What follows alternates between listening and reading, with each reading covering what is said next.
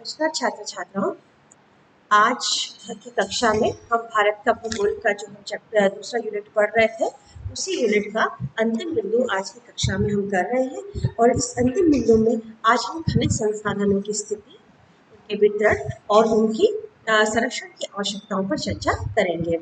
हम ये देखेंगे कि भारत में कौन कौन से खनिज संसाधन उपलब्ध हैं और उनका स्थिति क्या है और उनके किस प्रकार हम उनका मैक्सिमम यूज करें भविष्य में हमारे लिए लंबे समय तक उपयोग में बने रहे। ऐसी स्थिति में सबसे पहले हमें ये समझने की आवश्यकता है कि भारत में खनिजों की स्थिति क्या है और खनिज कितने प्रकार के अवेलेबल हैं।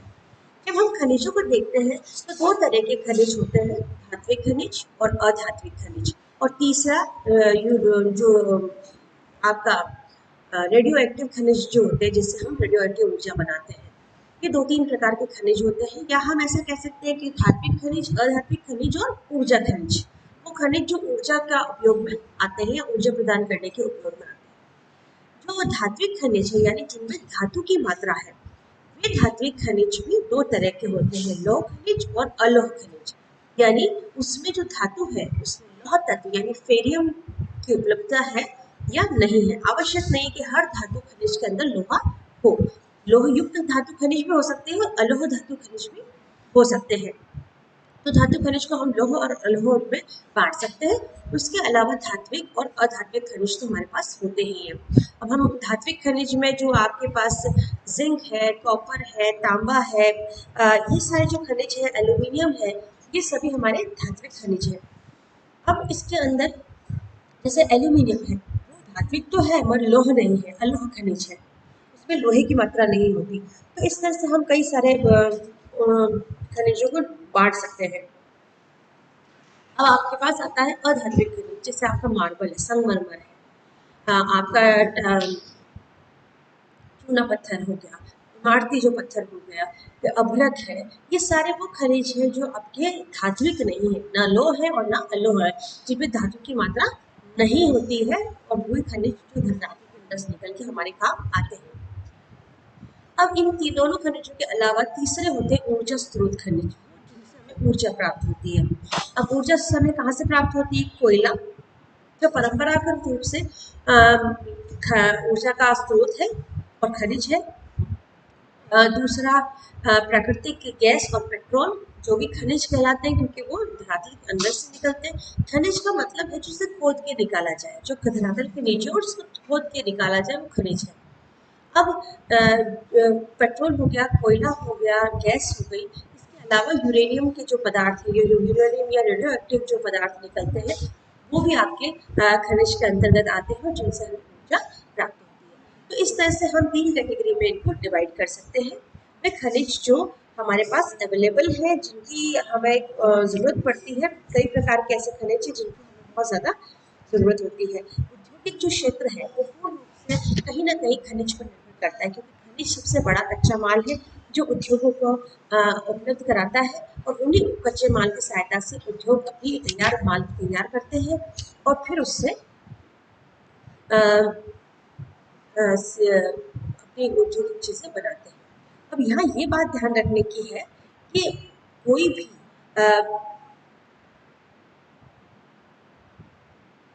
प्रकार का आप जो खनिज यूज करते हैं या जो खनिज आपके पास आता है, वो उसी रूप में अंदर से नहीं निकलता। जो खनिज धरातल से निकलता है उसे हम ओर कहते हैं, अयस्क। अयस्क क्या है? अयस्क वह चट्टान का टुकड़ा है जिसमें खनिज, जिसकी आवश्यकता हमें है, दूसरे कई सारे माइनर खनिज और मिट्टी और रेत, पत्थर, मतलब ऐसी कई सारी चीज़ें निकलती हैं जो मिक्स होती हैं। यानी अगर आप एक खनिज निकालते हैं, जैसे आपने पेड़ से एक सेब उतारी, तो वो पूरी सेब है, यानी अपने आप में पूरा पदार्थ काम का है, यानी आप उसको पूरा उपयोग में ला सकते हैं। परंतु अगर आपने एक पत्थर का टुकड़ा जिसमें लोह तत्व है, मान लीजिए उसमें लोहा है, तो वो लोहा का खनिज आपने उठा लिया जमीन से, तो उसका मतलब नहीं कि वो पूरा पत्थर लोहा है, वो लोह अयस्क है। अयस्क का मतलब उसमें लोहे की इतनी मात्रा है कि उससे आप साफ करके, अलग करके उपयोग में ला सकते हैं। सामान्यतः खनिज में अलग अलग खनिजों में अलग अलग मात्रा निर्धारित होती है, जिससे ज्यादा होने के ऊपर ही हम उसका खनन करते हैं। यानी लोहा कई सारी चट्टानों में मिल सकता है, मगर हर चट्टान का खनन नहीं किया जा सकता। खनन उन्हीं चट्टानों का होगा जिसमें एक पर्टिकुलर परसेंटेज से ज्यादा लोहा हो, ताकि उसका खनन हमें यूजेबल हो या उसका खनन कोई मतलब निकाल सके। तो मान लीजिए हमें एक पत्थर का टुकड़ा मिला जिसे हम लोह अयस्क कह रहे हैं, यानी उसमें लोहे की, मान लीजिए उसमें लोहे का जो प्रतिशत है वो 40 है, 40% उसमें लोहा है, लोहा, कच्चा लोहा उसके अंदर मौजूद है। अब उस कच्चे लोहे के साथ उसमें मैग्नीशियम भी हो सकता है, उसमें चूना भी हो सकता है, उसमें दूसरे सामान भी हो सकते हैं, रेत भी हो सकती है, मिट्टी भी हो सकती है और अन्य ऐसे अनावश्यक चीजें भी हो सकती हैं। पर उसमें से, उस पत्थर में से सिर्फ 40% जो चीज है वही लोहा कहला सकती है। अब जब हम इसको अलग करते हैं, यानी सांद्रण करते हैं इसका का जब सांद्रण किया जाता है तो उसमें आवश्यकताओं की चीजें और अनावश्यक चीजें अलग कर ली जाती है। ये काम 2-3 स्टेजेस में होता है।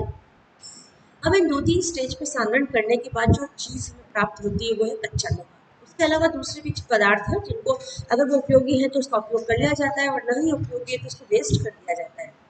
अब जो हमें प्राप्त हुआ है वो क्या है? वो कच्चा लोहा प्राप्त हुआ है। अब कच्चा लोहा सीधा सीधा काम नहीं आता, कच्चे लोहे से हमें इस्पात बनाना पड़ता है। इस्पात वह चीज है जो हम अपने काम में लेते हैं। मतलब आप जो लोहे की वस्तुएं देखते हैं वो लोहे की नहीं बल्कि इस्पात की बनी होती है, और लोहे को इस्पात में कन्वर्ट करने के लिए उसमें कई सारी दूसरी धातुएं और पदार्थ मिलाने पड़ते हैं, जिससे वो लोहा इस्पात बनता है, लोहा स्टील बनता है। तो लोहे को सांद्रण करके उनमें कई सारी चीज़ें मिक्स करते हैं। अब सांद्रण करने और मिक्सिंग करने में एक चीज़ जो सबसे ज़्यादा ज़रूरी होती है वो है ऊर्जा, और वो भी बहुत ही सस्ती, क्योंकि लोहे को पिघलाना और उसको सांद्रण करना बहुत ही ज़्यादा ऊर्जा खपाने वाला काम है। तो कोई भी खनिज जिस रूप में निकल के आता है वो अयस्क होता है।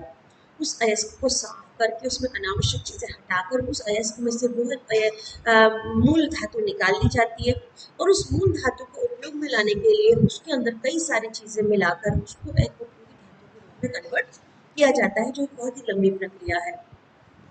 अब इसमें अयस्क की मात्रा, अयस्क के अंदर उस धातु की मात्रा और उसकी गुणवत्ता अलग अलग हो सकती है। जिस गुणवत्ता की वो धातु उपलब्ध है उस गुणवत्ता के आधार पर निर्धारित होता है कि हमें इसका खनन करना उपयोगी है या उपयोगी नहीं है। जैसा कि मैंने आपको बताया कि लोहा तो कई सारी चट्टानों में उपलब्ध होता है, 2%, 4%, 5%, 10%, और ऐसी स्थिति में उसका सांद्रण नहीं किया जाता, यानी उसको निकाला नहीं जाता है, बल्कि उसको छोड़ दिया जाता है। एक निश्चित मात्रा के ऊपर और एक निश्चित क्वालिटी का लोहा प्राप्त होने पर ही उसका खनन किया जाता है। तो भारत में ऐसे कई सारे धातुएं उपलब्ध हैं, कई ऐसी हैं जो इकोनॉमिकली हम निकाल रहे हैं, कई ऐसे हैं जिनको इकोनॉमिकली निकालना फिजिबल नहीं है और उनका उपयोग हम नहीं कर पा रहे। अब ऐसी स्थिति के अंदर हम अगर भारत में उपलब्ध धातुओं की स्थिति को प्रकाश डालना चाहें, तो जैसे भूगर्भ शास्त्री है डॉक्टर वार्डिया, उन्होंने 4 कैटेगरी डिसाइड की थी, 4 कैटेगरी डिफाइन की थी। पहली कैटेगरी वह थी जो खनिज पदार्थ अंतर्राष्ट्रीय स्तर पर भारत की पहचान बनाते हैं, यानी भारत का अंतर्राष्ट्रीय स्तर पर उन धातुओं को लेकर कोई महत्वपूर्ण स्थान है और अंतर्राष्ट्रीय व्यापार में भारत की स्थिति रखता है। एक बात मैं और बता दूं कि भारत बहुत बड़ा देश है, बहुत बड़ी जनसंख्या वाला देश है, और उसकी अपनी घरेलू आवश्यकताएं अनंत हैं। ऐसी स्थिति में हम जो कुछ निकाल पाते हैं उसका अधिक उपयोग हम खुद कर लेते हैं, क्योंकि आप जानते हैं कि भारत की अपनी घरेलू आवश्यकताएं बहुत ज़्यादा है, इसलिए बड़े पैमाने पर निर्यात करने की स्थिति हमारी नहीं होती है। अब वो चीज़ें जो हम निर्यात कर पाते हैं, यानी जिनको निर्यात करने की हमारी स्थिति है, वो है कच्चा लोहा। जो गोवा में जो लोहा निकलता है वो तकरीबन सारा निर्यात हो जाता है। लोहे को हम इस्पात बना के निर्यात नहीं करते, इस्पात हम यूज़ कर लेते हैं, बट जो कच्चा लोहा हम निकालते हैं, यानी एक बार लोहा निकाल कर उसको सांद्रण करके उसमें से कचरा निकाल कर जो लोहा बच जाता है वो कच्चा लोहा होता है, उसका हम निर्यात करते हैं बड़े पैमाने पर। टाइटेनियम एक गौण धातु है, टाइटेनियम बहुत ही मूल्यवान धातुओं में से मानी जाती है। संगमरमर जो एक अधात्विक खनिज है, ग्रेनाइट, ये भी एक अधात्विक खनिज है, निर्माण कार्यों में काम आता है, भारत में बहुत अच्छी तरह मिलता है। शुभ्र चूना पत्थर, शुभ्र चूना मतलब व्हाइट मार्बल, व्हाइट जिसे आप संगमरमर कहते हैं वो, और थोरियम, थोरियम एक रेडियो एक्टिव पदार्थ है जो भारत में निकलता है, और विश्व में भारत निर्यात करके अपनी एक मजबूत स्थिति इन 2-4 खनिजों में रखता है। बहुत ही महत्वपूर्ण है भारत का निर्यात इन 2-4 खनिजों के अंदर। अब जिनका भारत निर्यात करता है परंतु उसमें हम कोई विशेष निर्यात करने योग्यता नहीं रखते, वो है मैग्नीज मैग्नेसाइट। मैग्नेसाइट क्या है? मैग्नेसाइट भी लोहा ही है, वह लोहा जिसमें मैग्नेट यानी चुंबकत्व की क्षमता ज़्यादा होती है, वो मैग्नेसाइट लोहा कहलाता है। रिफ्रैक्टरी खनिज बॉक्साइट, घिया पत्थर, मोनोजाइट। मोनोजाइट एक प्रकार की रेती होती है जिसका उपयोग कांच के बर्तन बनाने में होता है। ग्रेनाइट, बोरेलियम, कोरेंडम, प्राकृतिक घर्षण पदार्थ, सिलिका और हर्सट, ये वो पदार्थ है जिनका हम निर्यात कर रहे हैं, भारत उनका निर्यात करता है। अब ऐसे कई सारे पदार्थ हैं जो भारत में निकलते तो हैं परंतु उनका हम निर्यात नहीं कर पाते यानी अपनी आवश्यकताओं को पूरा कर पाते हैं, जिनमें एक महत्वपूर्ण है कोयला। भारत में कोयले की कमी होती जा रही है यानी भारत में खनिज कोयला के भंडार बहुत ही सीमित होते जा रहे हैं और अब हमें दूसरे संसाधनों पर निर्भर करना पड़ रहा है। तो कोयला, कांच बनाने की बालू, सोना, भारत में सोना इनफ निकलता है, अपनी आवश्यकताओं की हम पूरी कर लेते हैं, इतना सोना भारत में निकलता है। परंतु भारत बड़े पैमाने पर ज्वेलरी इंडस्ट्री के अंदर जुड़ा हुआ है और ज्वेलरी निर्यात करता है। ज्वेलरी निर्यात करने के लिए जो सोना चाहिए होता है वो हम आयात करते हैं, फिर उसकी ज्वेलरी बनाकर निर्यात करते हैं। तो घरेलू मांग पूर्ति जितना सोना हम निकाल पाते हैं। एल्यूमिनियम एक बहुत महत्वपूर्ण धातु है जो धातु से निकलती है। अब एल्यूमिनियम का जो ओर होता है, जो एल्यूमिनियम का जो बॉक्साइट खनिज है जिससे एल्यूमिनियम निकाला जाता है, उसको सांगड़ करके एल्यूमिनियम बनाया जाता है। फेल्सपार, एल्यूमिनियम सीधा धातु से नहीं निकलता है। फेल्सपार, इमारती पत्थर, चूने का पत्थर, चूने का पत्थर बहुत महत्वपूर्ण है भारत में, जिससे आपकी सीमेंट बनती है। डोलोमाइट, डोलोमाइट भी एक चूना ही है और एक शुद्ध प्रकार का चूना है और उच्च स्तर का चूना कह सकते हैं। संगमरमर, स्लेट, सीमेंट बनाने की सामग्री लगभग सभी भारत में मिलती है। सुरमा, तांबा यानी कॉपर भारत में मिलता है। सुहागा, जिरकन, औद्योगिक मिट्टियाँ, बेराइट्स, वेनेडियम, पाइराइट, शोरा, फॉस्फेट, क्रोमाइट, तेजाब, अभ्रक, अभ्रक में भारत विशिष्ट स्थान रखता है। संख्या, बैटरीज, फिटकरी, नमक और खनिज लवण, ये सब कुछ भारत में आत्मनिर्भर स्तर पर मिल जाता है। अब वो चीज़ें जो भारत में इतनी नहीं मिलती जिनसे हम अपना आत्मनिर्भर स्तर प्राप्त कर सके, वो है चांदी, निकल। चांदी की कुछ मात्रा जिंक के साथ निकलती है, जिंक में भारत काफ़ी अच्छा स्थान रखता है, फिर भी जिंक के साथ कुछ मिलकर चांदी निकलती है भारत में। चांदी, निकल, मिट्टी का तेल, हम पेट्रोल में बहुत ही कम अपना आवश्यकता पूरी कर पाते हैं, 10-20% ही अपनी आवश्यकता का हम खुद खनन कर पा रहे हैं। जस्ता, सीसा, टिन, पारा, tungsten, molybdenum, graphite, potash, platinum. Platinum एक बहुत ही महामूल्यवान धातु है। गंधक, फ्लोराइड, जस्ता, सीसा, ये सब चीज़ें हमारे पास पूरी तरह से हमारी आवश्यकता पूरी नहीं करती। हालांकि सीसा, जस्ता और चांदी, तांबा के हमारे पास बहुत भंडार है, फिर भी उसका खनिज अभी उस स्तर पर नहीं पहुंचा कि हम अपनी आवश्यकताओं की पूर्ति कर पाए। तो ये हमने आज स्थिति देखी भारत में खनिजों की। कल हम इसकी वितरण और इसकी संरक्षण की आवश्यकताओं पर प्रकाश डालेंगे। धन्यवाद।